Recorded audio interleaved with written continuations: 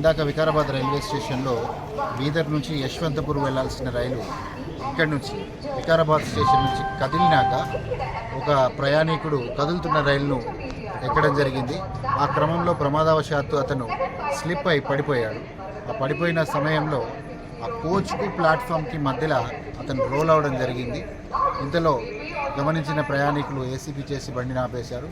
సత్వరం మేము అక్కడికి చేరుకొని అతన్ని రక్షించడానికి సాశక్తుల ప్రయత్నం చేశాం. అతడు బాడీని బయటికి తీసుకురావడానికి చాలా ఇబ్బంది అయిన తరుణంలో అక్కడున్న ప్లాట్ఫామ్ని పగలగొట్టి మరీ అతన్ని బయటికి తీసుకురావాల్సి వచ్చింది. ప్లాట్ఫామ్ పగలగొట్టి అతన్ని బయటికి తీసుకోవడం అన్న సమయంలో అతడు ఆత్మస్థైర్యాన్ని కోల్పోకుండా అతనితో మాట్లాడుతూ, మీకు ఎలాంటి ప్రమాదం లేదు, మేమంతా ఉన్నాం, మా యంత్రాంగం అంతా ఉంది, మీకు ఎలాంటి ఆపద జరగదు అనే ఉద్దేశంతో వాళ్ళకి ఆత్మవిశ్వాసాన్ని అతనికి కలిగించి అతన్ని ప్రాణాలతోటి బయటికి తీయగలిగాం. ఆ తర్వాత ఇమీడియట్గా గవర్నమెంట్ హాస్పిటల్ వికారాబాద్కి అతన్ని తరలించడం జరిగింది. ప్రస్తుతము ఆ ప్రయాణికుడు ఎవరైతే ఉన్నారో ఆయన ట్రీట్మెంట్ తీసుకుంటున్నారు.